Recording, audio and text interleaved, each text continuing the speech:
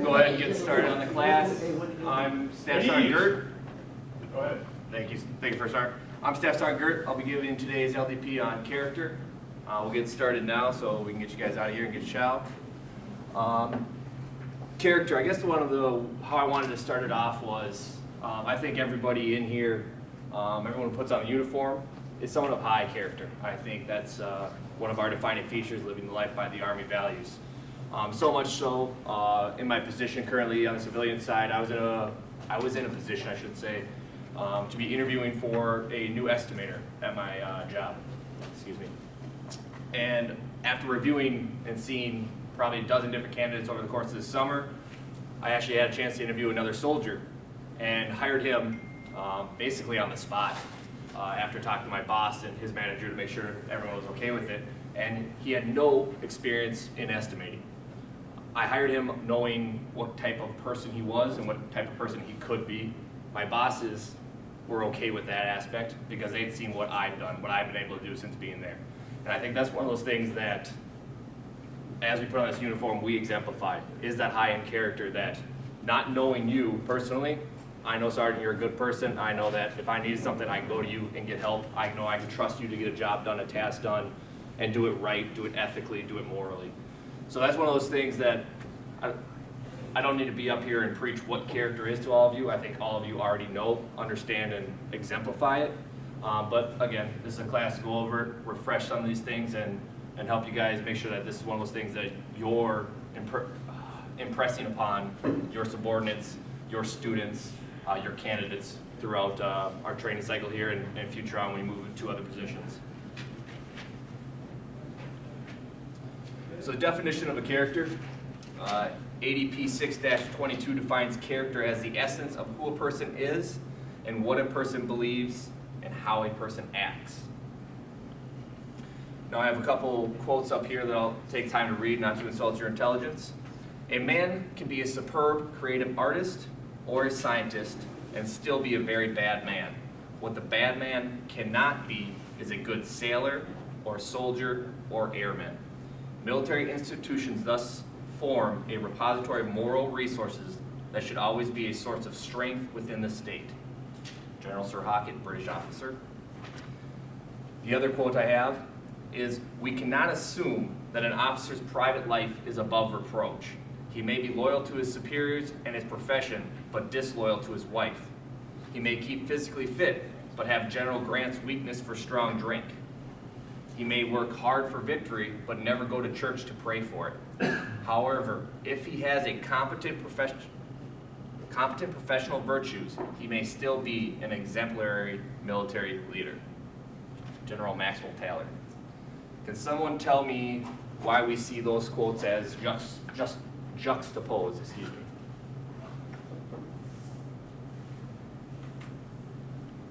When I read these two quotes, I see, and I'll be honest, when I first read these, I thought these must be from different times. Both of these officers served in World War II, so of the same military era. General Taylor felt that your moral compass, how you held yourself outside of the military, had no bearing on whether or not you were an effective soldier.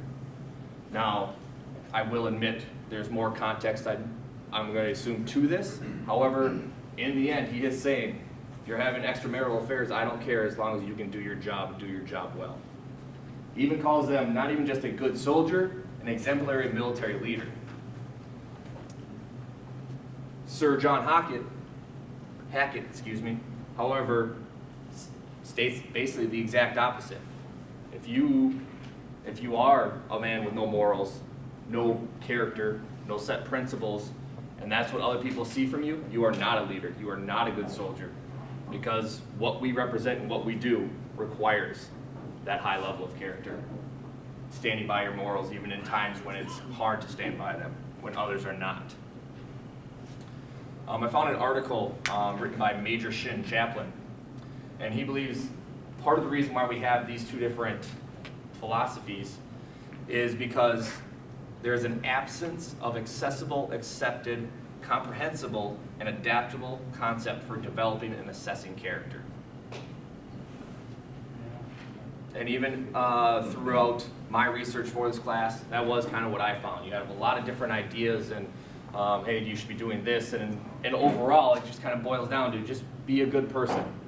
Matter of fact, one of my summaries of this class, follow the golden rule. Literally, that's what being a person of high moral character really boils down to. But how we assess that as leaders and how we assess ourselves as leaders, really the Army hasn't created a clearly defined way of doing so. Character is something also that he goes on to say that forms over time through education, training, experience, and a continuous process.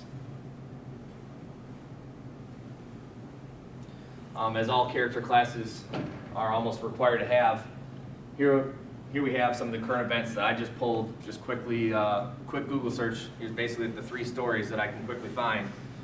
Air Force General Arthur Lichty, retired 4-star general, stripped of 2 ranks, docked pay from his pension payments after having been determined guilty of coercing sex from a subordinate officer 3 times. The actual reprimand from then Air Force Secretary Deborah Haynes was for putting this officer in a position in which she could have believed she had no choice but to engage in these sex acts, given your far superior grade, position, significant ability to affect her career. It was quoted in the documents. He told her that he would deny this until the day he died, what took place and what he was convicted of, found guilty of. Army Major General David Height, stripped of 3 ranks to lieutenant colonel after having been discovered to have had an 11-year affair with a government personnel. I'll add, having researched into it, a family man, father of 4, up to the point where this came public knowledge, everyone had considered him of the highest moral character. This was something that he hid. His outward character was not a reflection of his inner identity, which is also something we'll kind of go on a little bit more later. And then Army National Guard Brigadier General Michael Bolbeck was fired from his position in 2016 and is still currently being investigated for his relationship, was fired from his position in 2016 and is being investigated still currently for his relationship with Sikorsky, the maker of Blackhawks. Relationship meaning like business? Correct. Okay. That one is the financial gains relationship. He was found to have been able to was living in a home for free for years that Sikorsky was paying for. They did originally deem that Conflict of interest. not a conflict of interest at the time, as he had a previous relationship with the owner of this company prior to joining the military and prior to being in control of any of these contracts. However, the investigation is still open, so there wasn't a lot of details on what he's currently being investigated for.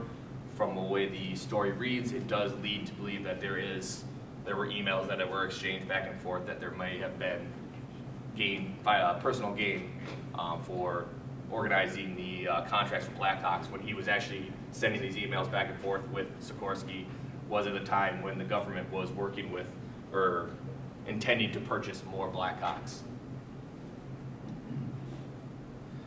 Also add on the Brigadier General Bolbeck's official punishment of loss of rank has not been announced, as investigations are still continuing. The first 2 they have been concluded. And in all of these circumstances, the military in charge of their tribunal reduces them in rank to the last rank that they held, that they feel they were faithfully served. So in Major General David Height stripped 3 ranks because that's when the relationship started. That was the last rank he held, where they said he faithfully served his country, upholding his high moral character.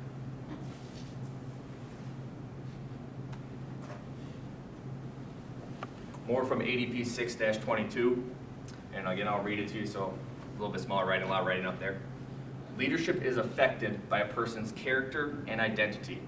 Integrity is a key mark of a leader's character. It means doing what is right, legally and morally. The considerations required in in leader choices are seldom obvious as wholly ethical or unethical. The soldiers' rules, which codify the law of war, outline ethical and lawful conduct.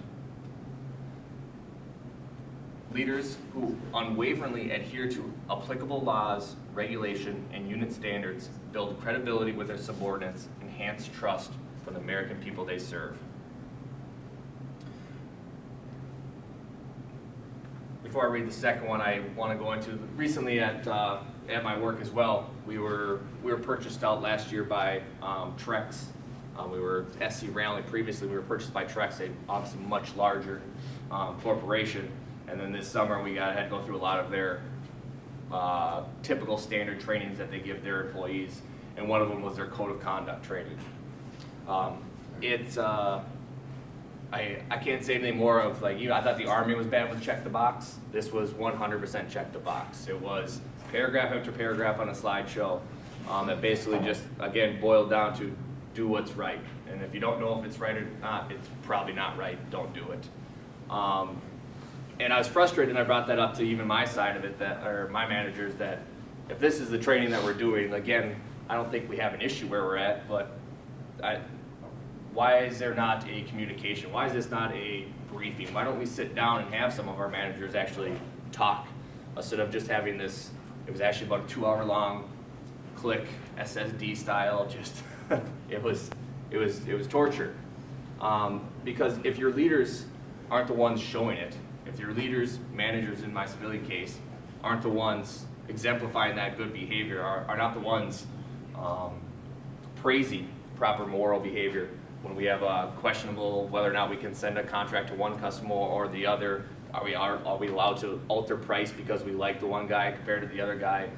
These moral, potentially ethical issues, if we don't have our managers in my civilian side, you guys as leaders, NCOs and officers, praising those moral and ethical things, showing what's right, it does you no good just flip through a PowerPoint slide or flip through a training, SSD style training, or even just sitting here.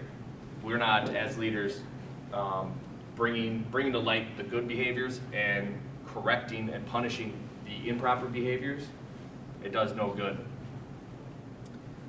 Second bullet point reads, leaders of integrity adhere to the values that are part of their personal identity and set a standard for their followers to emulate.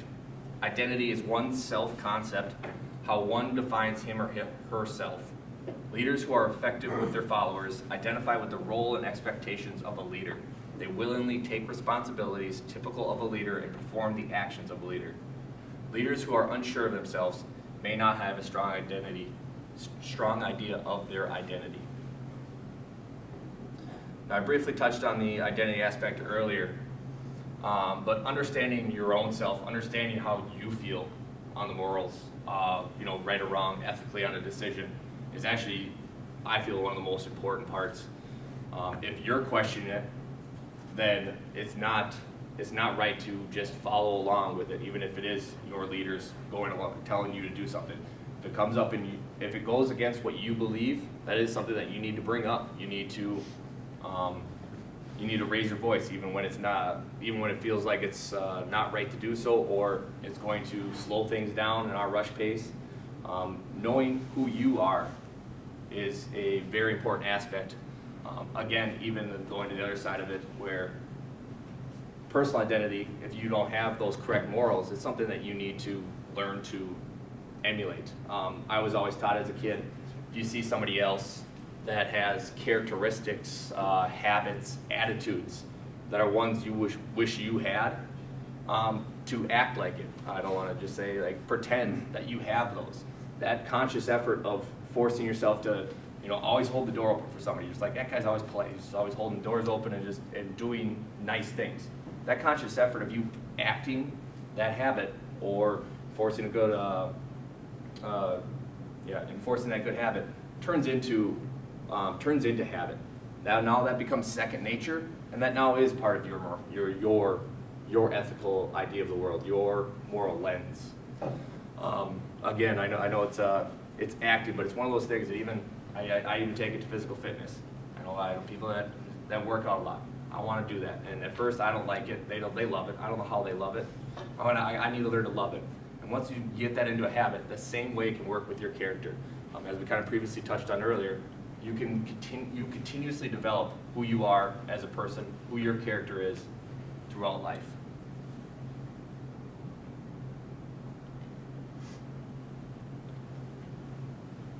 And Chief Davidson is one that always is really pounded this one into me. But again, find mentors to emulate. Find people that are the peak in character that you judge, and try to be more like them. Again, like I said, acting like you are them, or taking their habits, forcing them into your lives will become a habit and will make you more like them. That aspect in them that you see that you want, you can become that with effort. The other thing that, excuse me, please.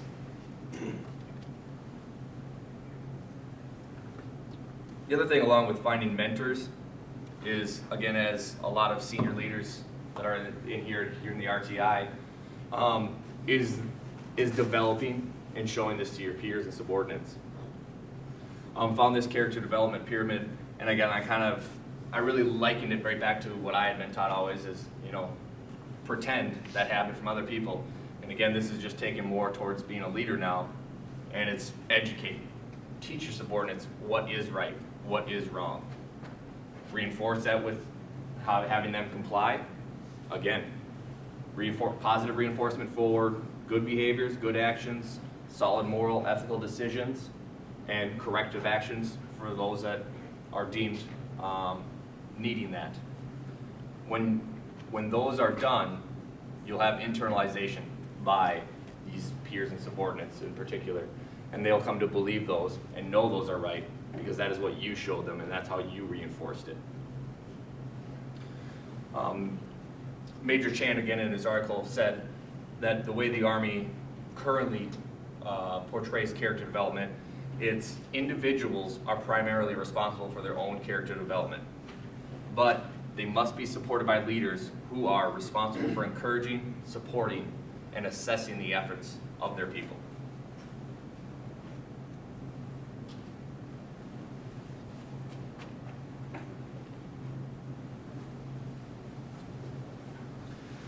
So here's a slide, and again, I know a lot of us are aware, but here are some of the common adverse effects that we can see when our leadership is not acting ethically, morally correct.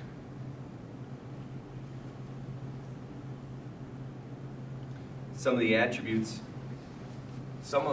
may make you a poor leader, but not necessarily an ineffective one. One example can be seen with General Patton, who's, man, I listened to this pronunciation 9 times. Solipsism gained him fame by beating a British general to the Italian town of Messina during World War II, but also during that time shamed for assaulting 2 different soldiers in hospitals, one for admitting fear and the other that was diagnosed with extreme shell shock. Solipsism is the theory holding that self can know nothing but its own modifications, and that self is the only existent thing, similar to like extreme egocentrism. So he did not believe that there could be any other effects on you. You control yourself. That shell shock was a made-up thing, and that they were just being weak. Is the long run of that. Personally, I wanted to touch on this. In my career, I've had leaders that their character was lacking. I don't want to put all blame on them because, again, as a soldier, I can take responsibility, and I do not need their character to change who I am, but I know that it did. We had loss of trust, loss in confidence. We had some reliefs of positions. We had overall a combat ineffective platoon, is I guess gonna be the best way of saying it. All because what we saw at top was somebody that was skirting duties, had no problem taking advantage of his position for benefit of himself, and used our guys for his betterment, not for the military's betterment or their own. This effect on my former platoon is still there. We lost so much, I always want to say middle management, sorry, I forget I'm wearing the uniform. We lost so many NCOs, so much experience because of how toxic our platoon became because of this, that even now I think they're still working their way back up to what they can be and what they should be. So again, I can't stress enough how, again, all of us here as leaders, how you act, how you show, how you correct, how you praise can greatly affect an entire, not just yourself, but it can affect the entire platoon and therefore the company and so on and so forth.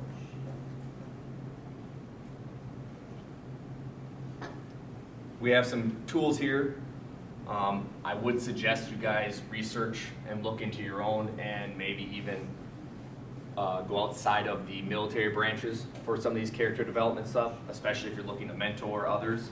I know there's a lot of great resources on the civilian side, but again, as we have here, you know, OERs and COERs, climate surveys are a good way for command to understand what's going on.